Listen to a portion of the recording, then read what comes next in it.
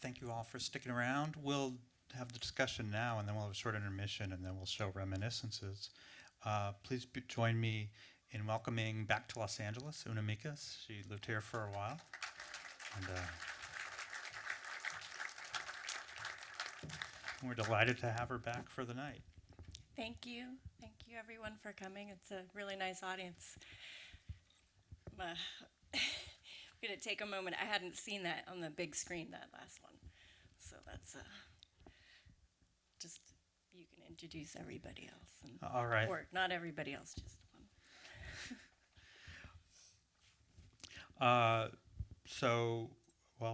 For those of you, there are program notes that if you didn't get them on your way in, grab them on the way out.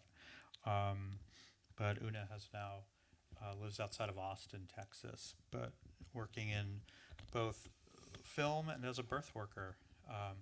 And she also sits on the board for Anthology, and has been working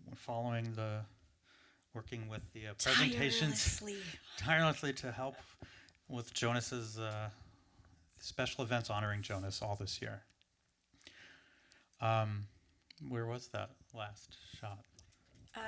You know, I actually don't know. Ken sent it to me in an email after he made it, and then I think it was on Instagram or something, because Aza, his son, put it up there. So I saw it only on little tiny things on my phone. But yeah, I don't know where that was, but it's probably one of the last times that he was shot. So yeah, thanks, Ken. Well, I thought we'd start with one question, which mentioned, you sort of came up then being filmed yourself constantly by your father. What would you say was that like? What was the state of normal? And then what was it like as well to then have films where he's, speaking to you as well? That was normal. That was my normal. So everybody here has their normal, whether you grew up on a farm or in a city or somewhere else, some other country. Like everybody has what they consider as normal, and then you meet other people and you realize that's not normal at all. It was really just life. I was literally born in front of a camera, so I guess it's not surprising that I spent some of my life in LA as an actress. Part of my early childhood memories are sitting in our loft watching things on being projected from a 16 millimeter projector most of the time in our house with some of these people that you just saw in Walden, showing either their films or my father showing some of his stuff. And this was just like a part of not daily life, but just pretty regular to just have these things be around. And I think a lot of the children children of Stan Backage and Ken Jacobs, we all experienced this, and P. Adam Sidney. David said something about creations and things that Ken had created and that my father had created, and I thought, there is one more thing that they created, which was children. And a lot of us ended up in some sort of way in the film industry or doing stuff with cinema, which I find really interesting. We're the second generation, I guess. And are you still friends? I know you're still friends with Aza and so forth. But. Yeah. We all attended my cousin's wedding, and so it's really interesting. I forgot about this first reel, what was in it. The wedding there is Adolphus, Jonas's brother's wedding, to Pola, and I just attended their son's wedding this summer. And it was really kind of interesting. And Skye Sidney, who is P. Adam Sidney's daughter, was there. She holds a master's in cinema studies. She runs a documentary film festival in Washington, D.C. And then, so we all just hang out together when we can. We're all spread around the world, but so we keep it going in our ways. And one thing we talked about earlier, just going a bit more into Jonas's films is perhaps what you see as some of the key things, or why was it important, like that diaristic approach, and what else do you feel are like some of the important touchstones in his films? Walden was the first film that really showed off this diaristic style, or the diary film. And then Reminiscences, which I hope you stay for, is another one of those. And there's like I call it the trilogy. I don't know if other people do, but there's Reminiscences, and there's two more that came after that. And they create like the epitome of the diary film of Jonas Mekas and everything that came after it. When he says in Walden, "I make home movies," that is really what it is, and it's this, it's somebody who knows about making films and knows about film history, but also there's something really personal that is not a professional filmic thing. It's just really finding the humanity in moments. You can see it in everything from the circus to a girl in a field. It's all about these little pieces and slices of humanity, and he talks about that in a lot of his films. And you can see it in the Williamsburg film as well, just these little slices of people. Were you ever around when he was editing as well? Oh yeah, I hung out in the editing room all the time. It was one of my favorite places growing up. Watching him, he taught me how to splice film. Nobody does that anymore. Who here knows how to splice film who's under 40? All the hands went down. Okay, oh wait, no, I see. Yeah, like 3, 4, 5. It's a really important thing to know how to do. I'm really glad that you guys get to see this on real film. It's so different. I mean, just like me watching that 1-minute film at the end on my phone, it's not the same. But yeah, he did all his editing in a very tiny room that's probably the size of some people's closets here. And he had a moviola. I got to play with that all the time. That was really fun. Yeah, he spent, I mean, hours. It takes, a really long time to do what he did, because it's little frames, and all that single frame stuff that was done in the camera, and then he would look at it and edit it as he saw fit. Any other insights or secrets on how he edited? Did he do it? No, he was a poet, so he just kind of did it how I think it organically came to him. Yeah, I don't have any insights into his editing. Or that habits. is his secret. What were his habits? A glass of white wine in the summer, maybe, always there, and no food. I probably brought food in there as a child, but no, just he taught me you have to wait a specific amount of time, and you have to count the seconds when the glue is there drying, and if you don't wait long enough, you're really screwed, and but just patience and diligence and commitment, and yeah. You talked to me about the importance of the immigrant experience for him in his work. I just wanted to see if you could talk about that a bit more. Well, as you saw in the Williamsburg piece, he has all these shots of Lithuanian. Some of you may not have realized that a lot of those shots of the stores with names are all Lithuanian names. And there's one that says Lietuviškai krautuvė.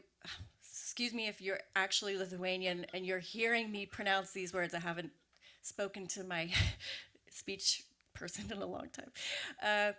Which is a market. It's a Lithuanian market. And so these were all over Brooklyn. I mean, he's making a joke, but it's true. Like, Williamsburg didn't used to be this hipster hangout. It was a place where people came because that's where they could afford to live when they came, on the boats. And yeah, you can't talk about him without recognizing that he went through this really hard period before he even came to the United States. And anybody who goes to that kind of experience, whether you're going through a tunnel in Guatemala, or you're, crossing a desert or crossing a sea, or any way you become an immigrant to this country, it's formative, and it informs your whole life. And so he was lucky enough to transcend, German work camps, DP camps, being never allowed to come back to his country for, well, not never, but for decades and decades until the Soviet Union fell. Actually, Reminiscences is before the Soviet Union fell, but when Khrushchev allowed certain people to come back. But the KGB was following him the whole time. I mean, it was really pretty intense. Will we get to see the KGB when we watch it? I think there up? might be a shot of the car that followed them all around as they made this trip through Lithuania, and they never lost them.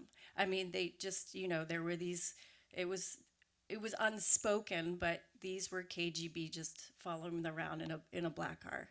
And I still to this day sometimes think people are tapping my phone, and and then when he was in the United States, it was interesting because people didn't really recognize, especially in the 80s, during the Cold War, 70s and 80s, the difference between an immigrant from a now Soviet country and an actual Soviet bad communist, and so. Yeah, they thought he was a Russian spy for a while. There's this FBI file. It's gigantic. A lot of stuff is redacted, black lines, but yeah. When did you have had a chance to?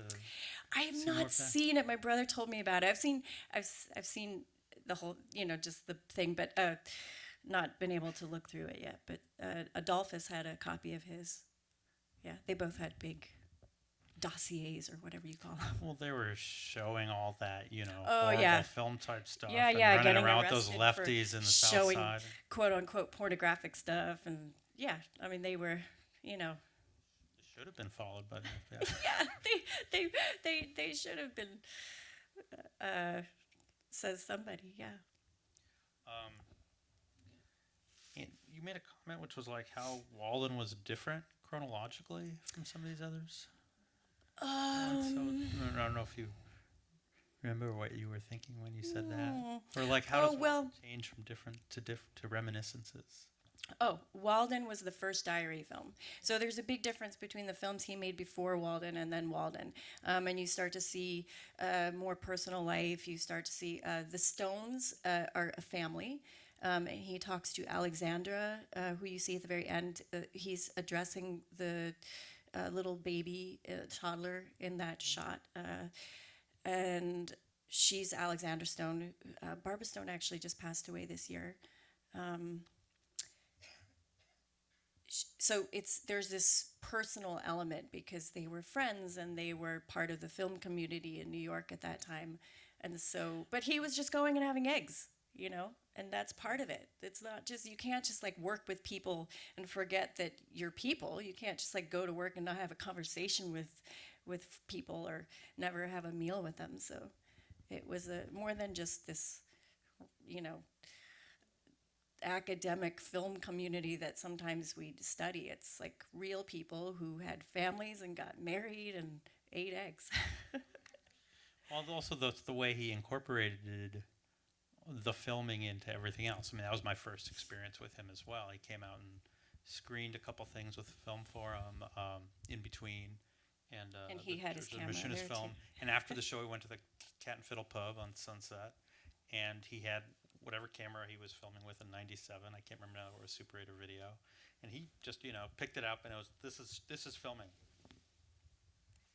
Yeah, Put and it down he on the always table, and he always passed said, it around to everybody else at the table Yeah. for all of them to film with That's as good. well. That's cool.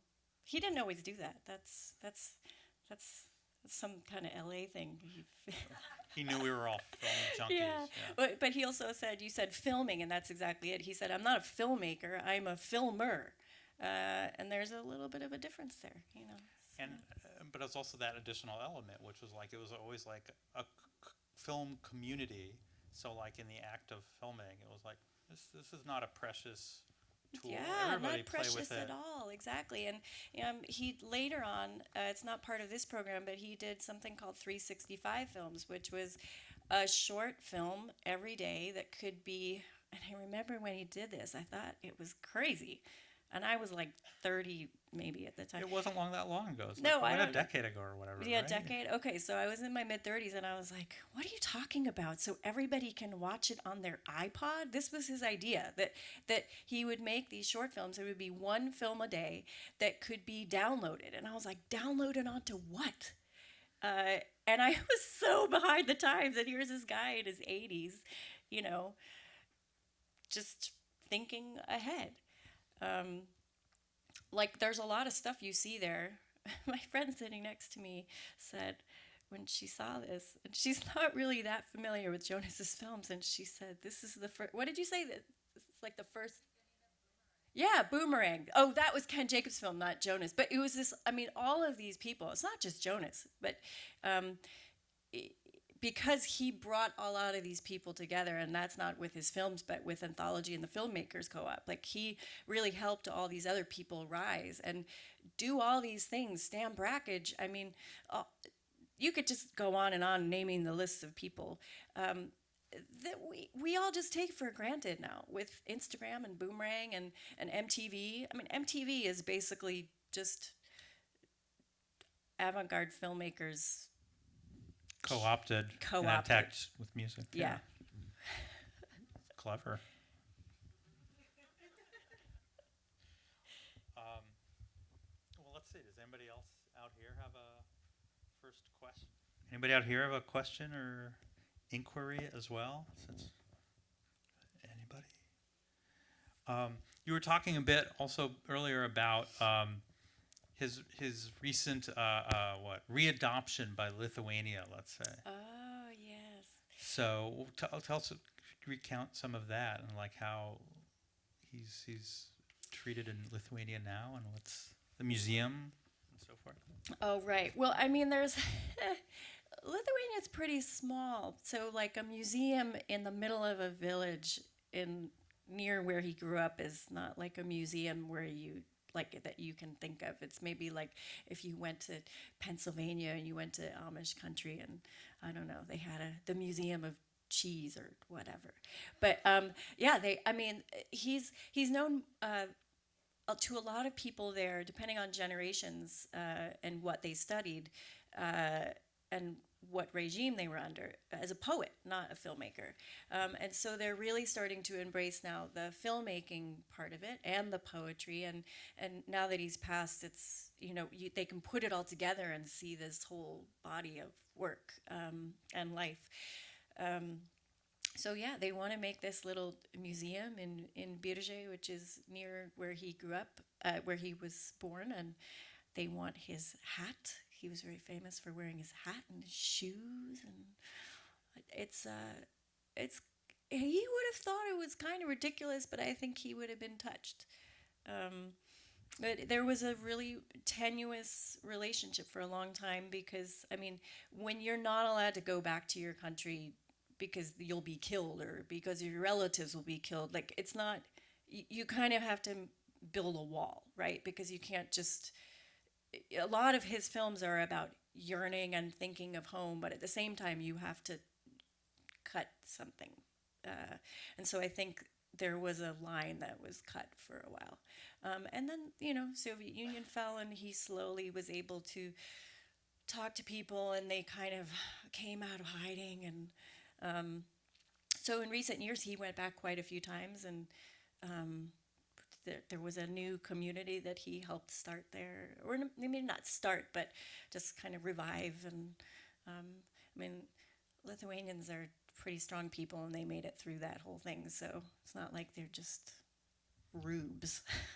What's the monument? Describe the monument for him there. The monument is his hat. Again, the hat. And you have to drive pretty far. You have to probably drive like 4 hours out of Vilnius, which is the capital, to get to this place, which is near the border of Latvia. And it's the field where the house where he was born was at. The house was raised, so it's just a field. And right maybe 20 feet off the road is this huge stone pedestal, and on top is this gigantic sculpture of a hat. It's really beautiful. So if you ever go to Lithuania, You look up, you Google where he was born. You can Google it, and you can figure out how to drive there and get there. It's not that hard. There's not that many roads. Questions, thoughts up there, please, midway? Wait for the microphone. Come on. Or just shout out and I'll repeat the question. Either way. Hi. Hello. Hi. I'm curious if you could. I'm interested in this concept of film as diary. I'm over here. Okay, thanks. Hi. And so I'm curious of film as diary, and if you could expand upon why it was important to Jonas to practice this sort of approach that feels to me like there's this combination or this hybrid between objective and subjective sort of perspective. So I'm curious if that was intentional and if there's a more of a reason to that. If what was intentional, This sort making that kind of Yeah, this objective, subjective thing? Approach, yeah, and perspective for us as audience.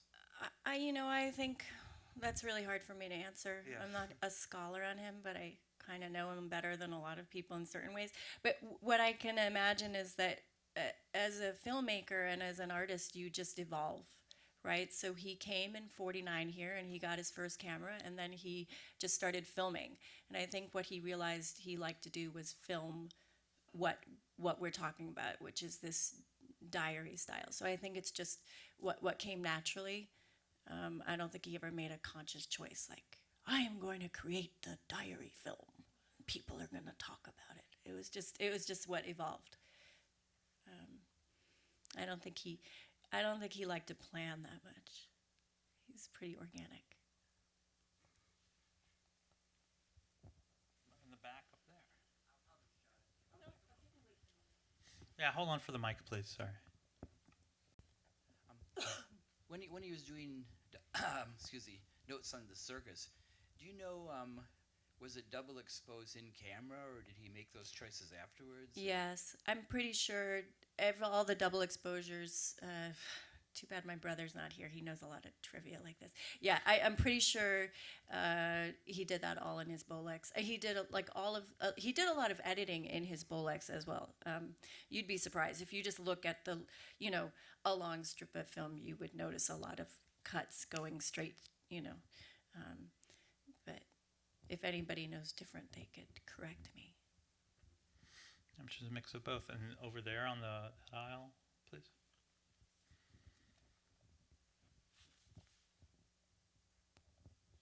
I'm just curious how many cameras he would take with him when he traveled. You mean like if we went on vacation or something like that, or if he went to France? He had so depending on the decade, he had his Bolex, and he had another one, but I think he would just carry one. They're pretty heavy. He carried just one bag. And then he moved into video, so he had just one video camera.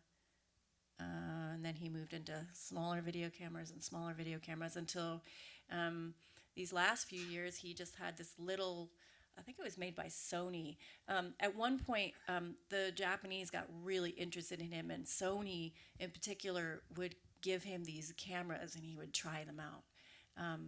And then I think this last one was a gift, not from Sony, but from someone who thought he would really enjoy it. It was this tiny little, I don't even know what, must have been just all digital. Yeah, he loved it. Just go right in your pocket and he could just take it out anywhere. Where are all the cameras now? You're still at home? Yeah, they're boxes and just random places.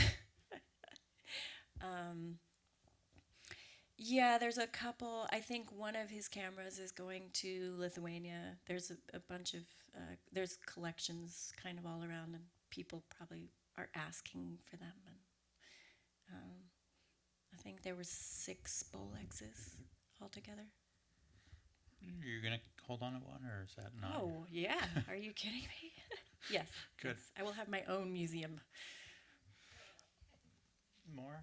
Back up on that side there? Oh, hi. I know he died kind of early on, but did you ever meet Jack Smith? And did Jonas talk much about his relationship with Jack Smith and why they had such a strange Jack relationship? Smith always comes up. Not really at Q&As. That's an interesting question. I don't ever remember meeting him. I don't remember when he passed, but either I was a bit, do you know? In the 80s. In the 80s. So I was a kid, but I mean, the thing is, I knew a lot of these people when I was really young, and I actually remember them. We were talking about this earlier. A lot of people look exactly the same. In Ken's film, I mean, Flo, his wife, now has white hair, but she still looks exactly the same. Harry Smith looked the same the whole time I knew him. Jack Smith, because they weren't exactly friends, I never met. It's not like he just came over to the house like some people. But yeah, I mean, the only time I ever really heard him talking about him was when when people were asking him, like, what happened? You know, what's up with Jack Smith? And he always kind of chuckled. And, you know, I think people make bigger deals out of things than the people themselves do. So I'm being vague because I really don't know, but I do know that it wasn't like he wasn't holding a grudge, but I heard maybe Jack Smith was, but that's just hearsay. I don't know. Well, did he ever speak to you about the being jailed, the experience over Flaming Creatures? Yeah. He thought that was really funny, and I was always really proud of it because I was that kind of kid. That wasn't embarrassing. I was like, my dad was jailed for. It was really kind of like again like this normal thing that I didn't realize. Like, not everybody's parents just get arrested for doing stuff like that. What's really interesting is that the DA from New York who put him in jail apologized to him decades later.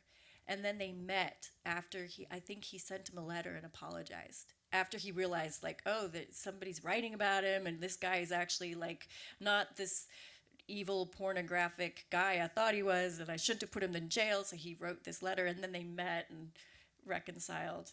And so that he loved that story too, that he got to meet the prosecutor who put him in jail all those years past. I think he was jailed twice, and I don't remember what I think it could have been Jack Smith both times. I don't know if anybody knows. It was Scorpio Rising. Scorpio Rising? Scorpio Rising was in L.A. Was he also arrested for that? Yeah, who was arrested for that? Not Jonas, because he didn't really come to L.A. very often. Mike Getz, who ran the cinema theater. But yeah, I mean, he just, it was, people get arrested all the time. I mean, Jane Fonda, how many times has she been arrested? It's just this week. Yeah, just this week. It's not a big deal, you know. Is that bad to say? Back top center there.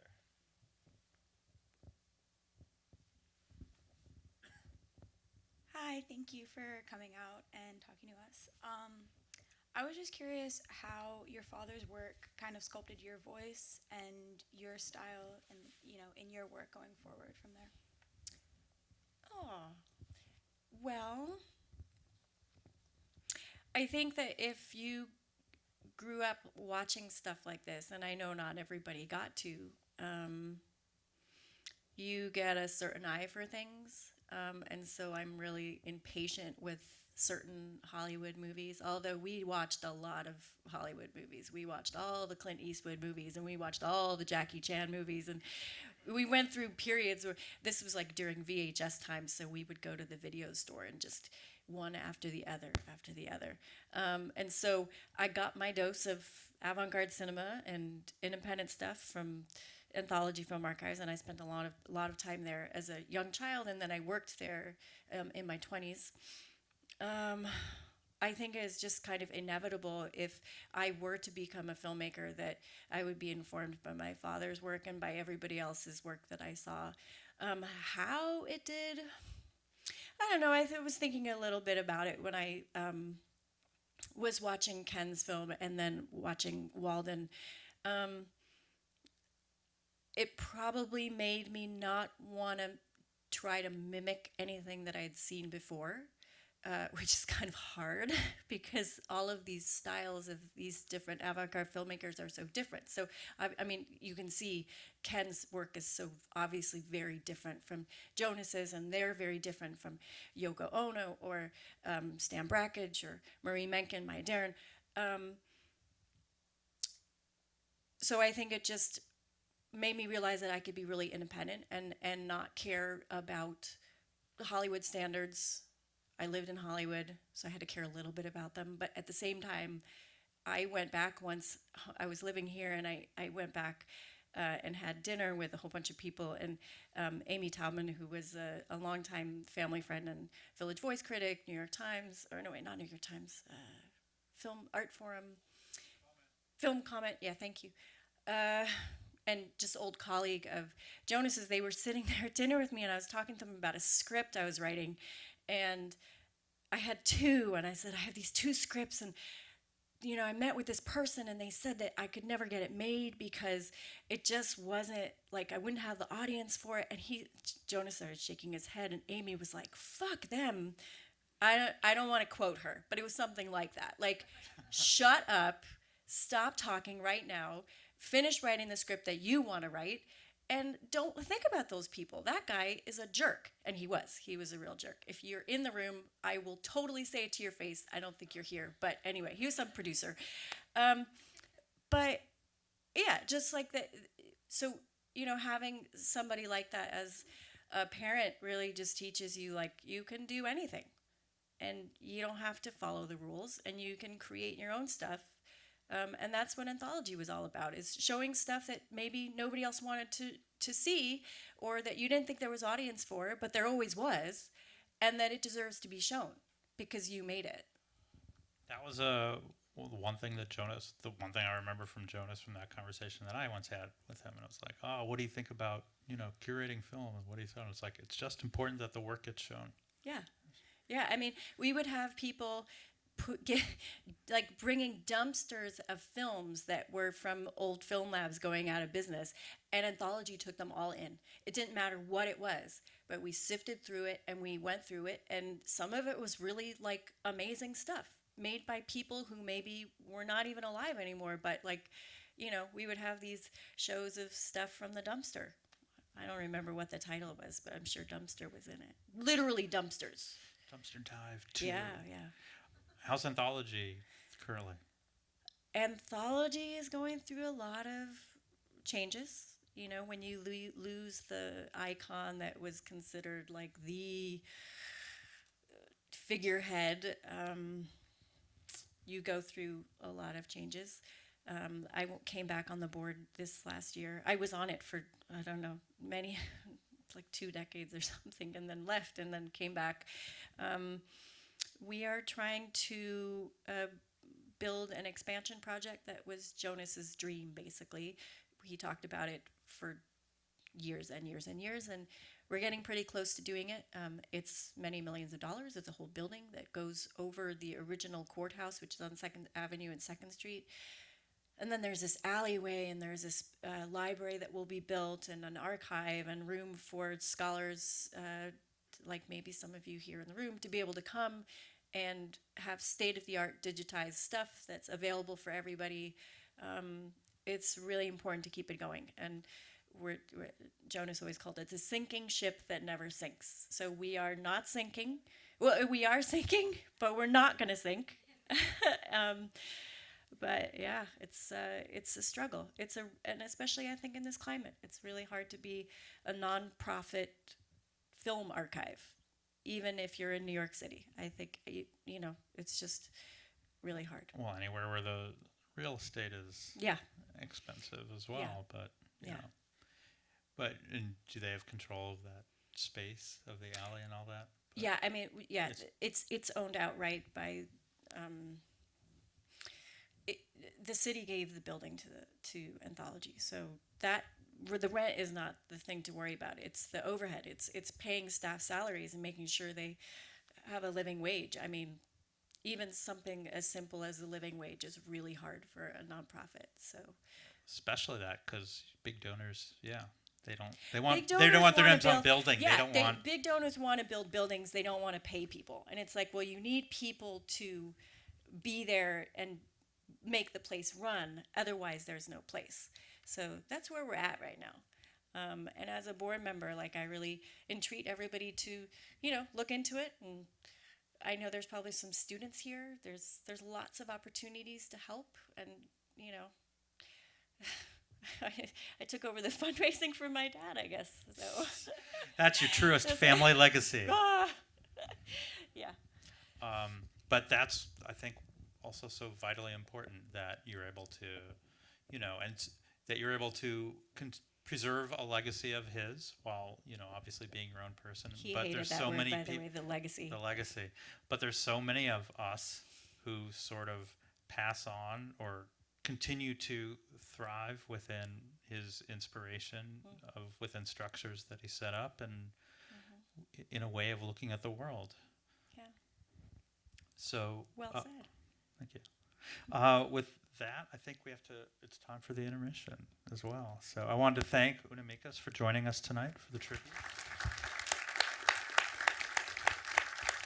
Thank you all for coming. Thank you for having me. It's a real pleasure. Absolutely. Always great to see you here. We're going to do like a 10-minute intermission and then come back for Reminiscences of a Journey to Lithuania. Please stay. It's a beautiful film. And thank you all.